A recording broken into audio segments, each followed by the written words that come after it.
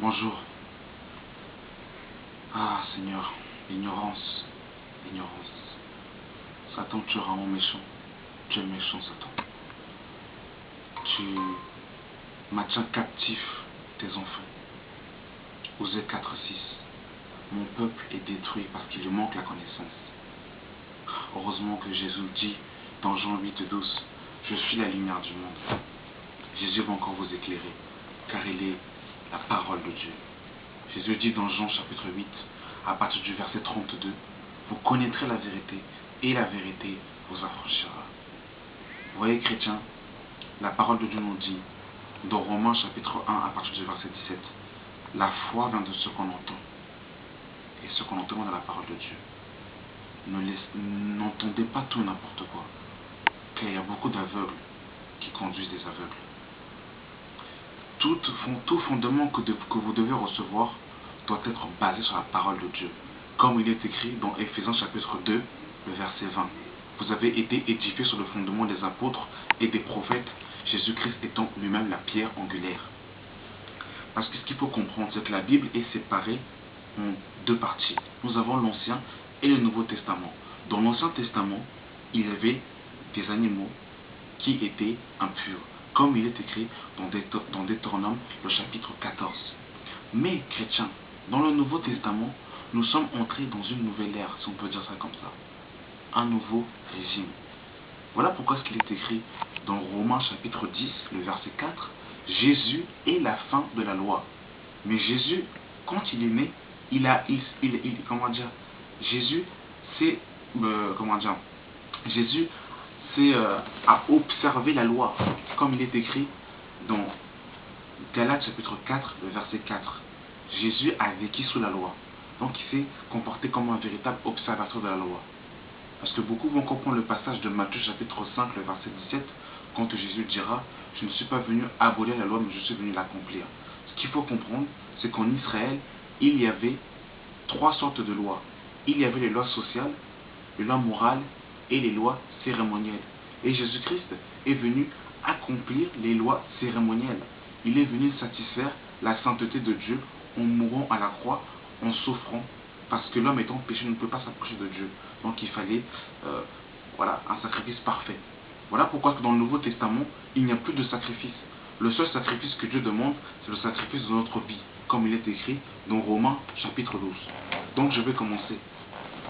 Dans Matthieu chapitre 15, à partir du verset 10. Ayant appelé à lui la foule, il lui dit, écoutez et comprenez, ce n'est pas ce qui entre dans la bouche qui souille l'homme, mais c'est ce qui sort de la bouche, c'est ce qui souille l'homme. Alors ses disciples s'approchèrent et lui dirent, sais-tu que les pharisiens ont été scandalisés des paroles qu'ils ont entendues? Il répondit, toute plante que n'a pas plantée mon Père céleste sera déracinée. Laissez-les, ce sont des aveugles qui conduisent des aveugles. Comme j'ai dit tout à l'heure, chrétiens, ne vous laissez pas, n'entendez pas tout et n'importe quoi. Il y a beaucoup d'aveugles qui viennent comme ça, ils sont là, ils veulent vous prêcher l'évangile, ils sont complètement aveugles. Faites attention. Verset 17. Ne comprenez-vous pas que tout ce qui entre dans la bouche va dans le ventre, puis est jeté dans les lieux secrets? Mais c'est ce qui sort de la bouche, vient du cœur, c'est ce qui souille l'homme.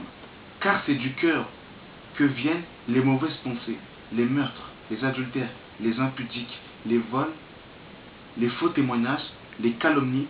Voilà ce qui souille l'homme. Chrétiens, comprenez. Et tous ceux qui regardent cette vidéo. Je donne un exemple bête. Comment pouvez-vous comprendre aujourd'hui qu'un enfant qui va insulter sa mère, pour lui, ça va être complètement normal, mais pour aller manger du porc, ça va être un péché. Mais lorsqu'il insulte ses parents, il insulte ses camarades, il insulte les gens qu'il ne connaît pas, il insulte ses frères et sœurs, il dit des insultes, c'est ce qui sort de sa bouche. C'est ça qui souille l'homme. Mais lorsqu'il va manger, exemple, du porc, mais comme Jésus l'a dit, ça va dans le ventre, ça va dans le lieu secret, et ensuite ça va aux toilettes. Ça ne souille pas l'homme. Ça ne souille pas l'homme.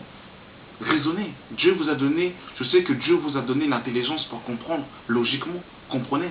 Vous insultez quelqu'un, pour vous ça ne souille personne, mais lorsque vous mangez du cochon, et ben pour vous ça c'est un péché. les chrétiens. Comprenez? 1 Corinthiens chapitre 10, à partir du verset 23. Tout est permis, mais tout n'est pas utile. Tout est permis, mais tout n'édifie pas. Que personne ne cherche son propre intérêt, mais que chacun cherche celui d'autrui. Mangez de tout ce qui se vend au marché. Vous avez entendu? De tout ce qui se vend au marché. Sans vous acquérir de rien par motif de conscience, car la terre est au Seigneur et tout ce qu'elle renferme. Si un non-croyant vous invite et que vous voulez aller manger de tout ce que vous présente sans vous acquérir de rien par motif de conscience. Mais si quelqu'un vous dit, ceci a été offert en sacrifice, ne mangez pas, à cause de celui qui a donné l'avertissement et à cause de la conscience. Je parle ici non à votre conscience, mais à celle de l'autrui. Pourquoi en effet ma liberté serait jugée par une conscience étrangère? Si je mange avec action de grâce, pourquoi serais-je blâmé au sujet d'une chose dont je rends grâce? Ici l'apôtre Paul nous fait comprendre que manger de tout ce qui se vend sur le marché, cochon, côte de porc, mangez, sauf si une personne vient vous dire cet aliment a été sacrifié, a été sacrifié. Là, par contre, par conscience, pas de la vôtre, mais de lui, là vous ne mangez pas. Parce que tout ce qui est sur la terre appartient à Dieu. Faites ça. 1 Timothée chapitre 4, à partir du verset 4, nous dit ceci. Car tout ce que Dieu crée est bon, et rien ne doit être rejeté, pour vous qu'on le prenne avec action de grâce. Parce que tout ce qui est sanctifié par la parole de Dieu et par la prière. Chrétien, lorsqu'on vous présente du porc et que vous priez, c'est sanctifié par la parole.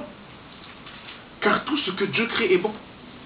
Tout ce que Dieu crée est bon. Dans la Genèse, lorsque Dieu a créé les animaux, il a dit, Dieu vit que ceci était bon. Il n'a pas dit, Dieu vit que ceci était pas bon. Dieu est saint. Il est saint, saint, saint. Tout ce que Dieu crée est bon. Et rien ne doit être rejeté. Si on prend avec action de grâce. Colossiens chapitre 2, le verset 16, nous dit ceci.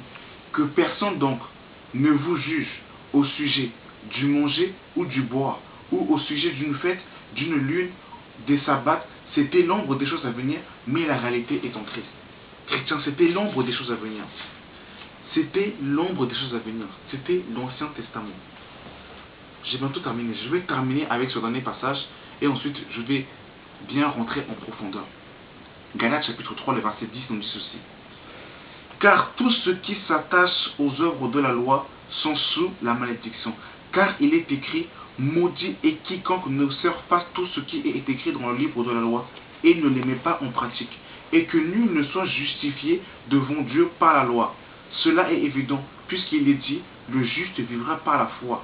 Or, la loi ne procède pas de la foi, mais elle dit, celui qui mettra ces choses en pratique vivra par elles. Christ nous a rachetés de la malédiction de la loi, étant devenu malédiction pour nous. Étant devenu lui-même malédiction. Chrétien, on nous fait comprendre dans ce verset que tous ceux qui s'attachent aux œuvres de la loi se mettent sous la malédiction. Qu'est-ce que ça veut dire?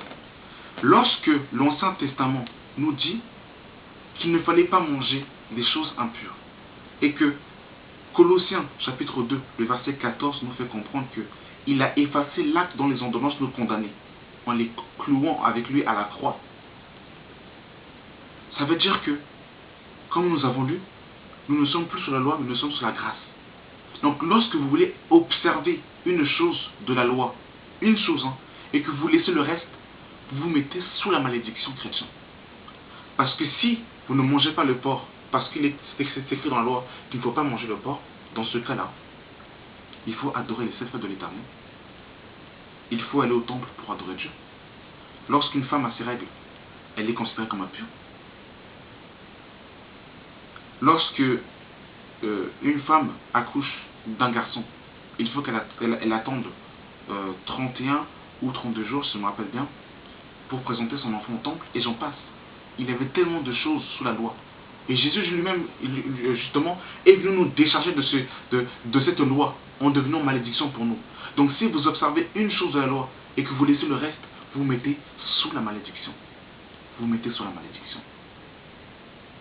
Vous connaîtrez la vérité et la vérité vous affranchira. Marc chapitre 7, le verset 21 nous explique clairement que ce qui souille l'homme, c'est ce qui vient du cœur. Et la parole de Dieu nous dit que c'est de l'abondance du cœur que la bouche parle. C'est quand vous dites des insultes. Là, vous êtes souillé. Mais non pas quand vous mangez du porc. Non, chrétien. Non. Comprenez les Écritures. Comprenez les Écritures, je vous assure. Je vous en supplie. Je prie vraiment que Dieu ouvre les yeux de beaucoup qui vont regarder cette vidéo. Que les écailles tombent et que vous soyez libérés. Parce que Galates chapitre 5, le verset 1 nous dit que Christ nous a libérés. C'est pour la liberté que Christ vous a affranchis. Demeurez donc ferme et ne vous laissez pas mettre de nouveau sous le joug de la servitude. 1 Corinthiens chapitre 7, le verset 23 nous dit: vous avez été libérés, vous avez été rachetés à un grand prix. Ne devenez donc pas esclaves des hommes. Ne devenez pas esclaves des hommes quand on vous dit que vous n'avez pas le droit de manger du porc. Ne vous mettez pas sous le joug de la servitude. Christ est venu pour vous libérer. Il a pris ce joug lourd qui était sur votre tête. Il a pris et c'est lui qui l'a porté. Ne vous laissez pas mettre de nouveau sous le joug de la servitude. Soyez libérés. Soyez libérés par la puissance du nom de Jésus. Soyez libérés. Que vos écailles tombent. Que vos écailles tombent. Et que vous compreniez la puissance des Écritures. Merci Seigneur pour cette vidéo. Sois béni. Au nom de Jésus-Christ. Amen.